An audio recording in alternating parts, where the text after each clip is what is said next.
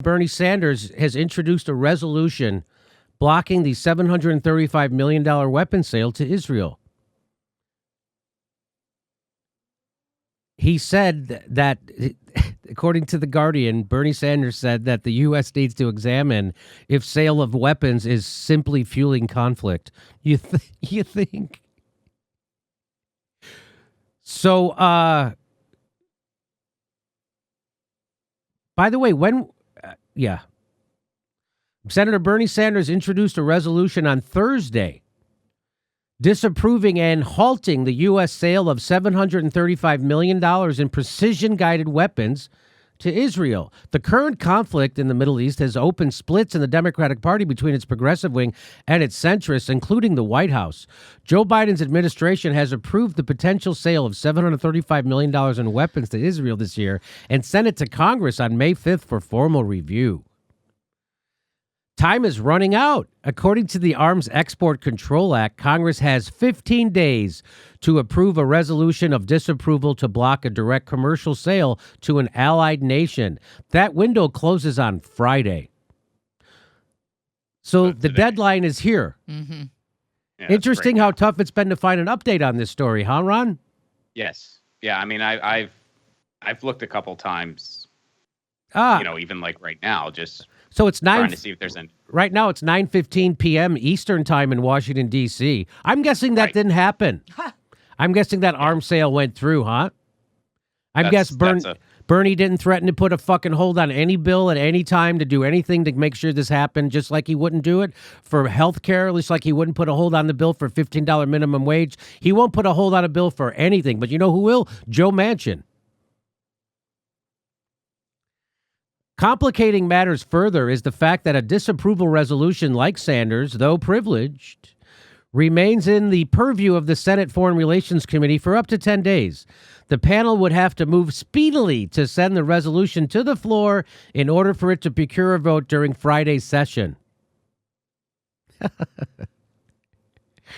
And even if Sanders' motion could get the majority support of the Senate, a tall order considering the GOP firmly backs the sale and Democrats are divided, it would need to clear the House as well for Congress to attempt forcibly blocking the administration from clearing the sale. Take a step backward and ask yourself how a supposed left-wing party could be split on genocide.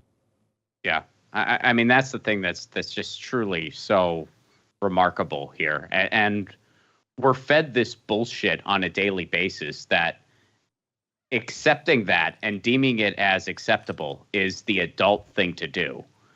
And I think it's the cowardly thing to do, is to say this is in any way acceptable, because it just isn't.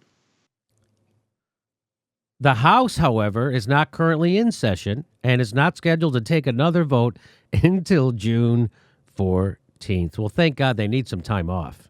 Yeah, they've earned a vacation. We got to be fair. That's really convenient timing, isn't it? So that's another useless move by Bernie Sanders, completely performative theater. He's introducing a bill he knows isn't going to pass. I thought you weren't supposed to do that. I thought that was dumb. I thought that was exotic legislative bullshit if you introduced a bill you knew wasn't going to pass. That's what they said about force the vote. Remember that, Ron? They said that was stupid to do that. Now here Bernie is doing it, and why isn't it stupid when he does it? That's weird. Just so you guys know, your government is completely useless and only good working against you. It's only good at working against you. So there needs to be a real revolution, the kind Bernie was calling for, but he stopped calling for. Bernie is not calling for a revolution. He's not calling. Yeah, man. He's not calling for anything. Go ahead, Ron. Well, I mean, we were talking about just any types of silver linings to look through, throughout this entire thing. And it has been absolutely brutal. But, the silver linings I see is, you see what happened in the port of Livorno in Italy, where the dock workers, unified said, we are not going to unload these ships. We're not going to load or unload these ships that we know are going to Israel because we know what they're going to do and we know that there's weapons there. They refused to do that. And then in South Africa, they followed their lead. South African port workers recently said, we're not loading or unloading these ships. We're not doing it. Now, of course, those ships are just going different routes.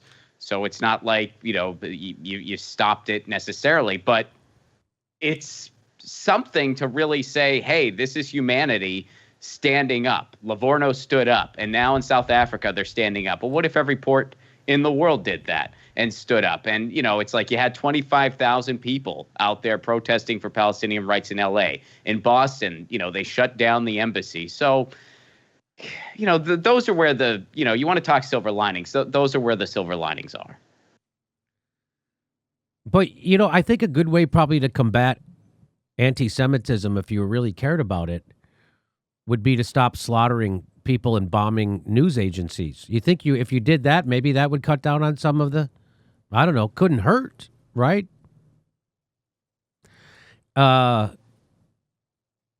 mean, that's why the world hates the United States, because we're bombing the whole fucking world. This whole idea that the terrorists just hate us because they hate us. That's fucking hilarious. They hate us because they hate us. And to call criticism of Israel, now they fired an AP reporter. Any criticism of Israel is seen as anti-Semitism. You're an just like any right. Just like you were. Go ahead. Well, I was going to say, I think, and you're absolutely right. I mean, that still does exist, and especially in the corporate sphere. But I do think those walls are starting to crumble. Yes. Those walls are starting, the whole, the wall of it's complicated. People are like, no, this isn't complicated. They have all the military might and they're brutalizing these people. It's not complicated. And the whole, it's anti-Semitism. No. Criticizing Israel's right-wing neo-fascist government is not anti-Semitism. And guess what? There's a lot of Jewish people in Israel opposed to what their government is doing. That's right. There's a lot of people in Israel who are opposed to the Israeli government. Are they anti-Semites too? They've already called Bernie an anti-Semite. I mean, yeah, they did, because and he said that. To his credit, Bernie said that. He said, look, criticizing the Israeli government is not anti-Semitism. Bernie's a Jew. Right. And they called him an anti-Semite. Yeah. It's just, what are you going to do?